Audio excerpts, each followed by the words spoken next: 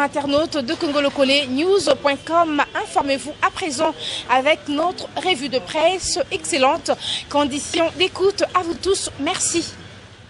Bonsoir, les enjeux de l'heure. Étienne Tshisekedi menacé par sa propre famille, s'exclame l'intelligent. Ici, le fils prend la position de la famille contre la volonté de son père. Ici, il est important de signaler que ce sont les enjeux politiques de l'heure en RD Congo et le poids de l'âge de leaders maximaux des l'UDPS qui sont à la base de cette agitation au sein de cette famille. Qu'en est-il au juste? D'emblée, il y a lieu de relever ici qu'il existe une frange de la famille de Tshisekedi qui voudrait que ce dernier puisse se prononcer pour et sur sa succession en donnant feu vert à son fils pour prendre les commandes du parti et éventuellement se présenter comme candidat aux prochaines présidentielles prévues pour l'an 2016. À ce sujet, l'ex-sphinx délimité oppose un niet catégorique. C'est ici où des voix s'élèvent de partout et les commentaires font bon train certains radicals de cette famille. D'autres extrémistes pensent déjà à une éventualité d'un putsch contre les leaders de l'UDPS car on ne sait pas comment gérer le parti après les retraits absolus d'Étienne Tshisekedi de la vie politique. En soutenant la thèse de savoir qu'adviendra-t-il à ce parti si les fils Étienne Tshisekedi prenaient la position de la famille contre la volonté de son papa, s'interroge le tabloïd et de répondre. Difficile de répondre à cette interrogation dans la mesure où le président national de l'UDPS continue toujours à se considérer comme le véritable président élu en 2011 et ne tient nullement à céder son fauteuil au premier venu et ni même de participer aux échéances électorales de 2016. Face à cette intransigeance de l'homme fort de l'avenir pétunias, sa famille ne cesse de hausser le ton en tenant des propos menaçants à son endroit.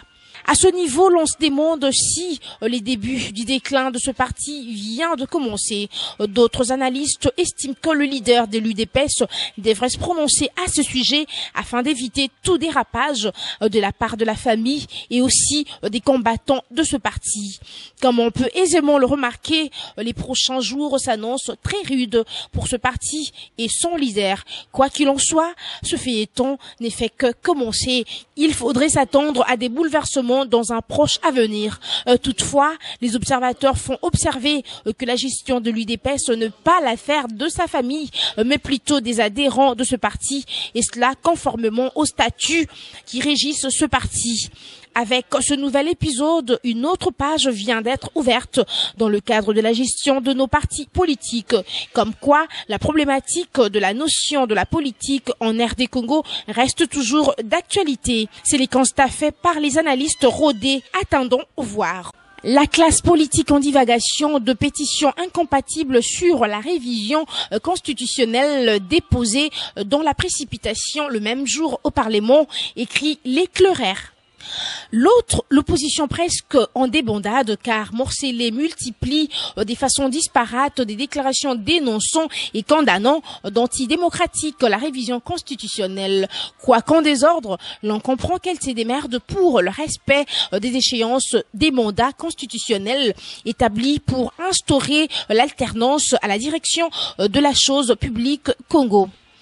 L'élément non moins décontenançant dans cette affaire est que l'une comme l'autre recourt à la collecte des signatures des 100 voix du peuple de faire passer son idée. Les mêmes signatures se retrouvent des part et d'autre. Au diantre s'exclame le journal dans cette double démarche des signataires pour ou contre la révision constitutionnelle. L'on a l'impression de vivre une empoignade inopportune entre les politiciens. Et là où le bas blesse, c'est qu'ils entrevoient de déposer à la table du bureau de la chambre basse comme de la chambre haute du Parlement leur pétition le même jour. Ce faisant, ils vont mettre perplexes les conseillers et analystes des desiderata de chacun avant de les soumettre aux diverses plénières pour les débats. Dans l'entretemps, chers compatriotes, le Premier ministre a du mal à évoluer dans le sens social prôné par Joseph Kabila à cause de la multitude d'intouchables impunis dans les régies financières et la mafia difficile à maîtriser, chute l'auteur de l'article. Le baromètre s'exclame de son côté la vente d'une carte SIM à $50 américains au gagne-petit en RDC. Kabila chasse Trifon Kinkey après avoir fait croire au chef de l'État qu'il est un grand patriote. Ces ministres apparaissent désormais sous son vrai visage d'homme dangereux pour l'État et la nation. Messieurs Trifon Kinkey Mulumba qui vient de demander à son gouvernement de porter illico presto le montant actuel de $0,5 américains à $50 américains pour pouvoir acquérir une carte SIM auprès de n'importe quelle entreprise de télécommunications cellulaire installée sur le territoire national, s'exclame le journal. Il s'est fait que pour obtenir le feu vert de son gouvernement à l'application de ce tarif qui ne tient pas compte des réalités économiques et sociales du pays, le ministre en charge de PTNTIC a menti en arguant que le prix ainsi proposé par lui est le moins cher du monde, alors que le plus grand du monde cellulaire qu'il a osé citer à titre d'exemple ne vendent pas de carte SIM ou mettent carrément celle-ci à leur clientèle à titre gratuit. C'est le cas de le dire de l'entreprise AT&T, deuxième plus grand réseau des téléphonies cellulaires aux États-Unis d'Amérique après Verizon. En proposant la vente de la carte SIM à $50 au gagne-petit qui constitue le gros de la clientèle des compagnies des télécommunications cellulaires installées en RDC, Trifon Kinkey Mulumba veut aliéner à Joseph Kabila la sympathie d'une frange importante de son électorat potentiel, s'exclame le journal. Conclusion logique attirée de ce qui précède. Après avoir fait croire au chef de l'État qu'il travaille pour le rendre plus populaire, qu'il est un grand patriote, Kinkey apparaît désormais sous son vrai visage d'homme dangereux pour l'État et la nation que Joseph Kabila se doit de virer sans délai et sans autre forme de procès.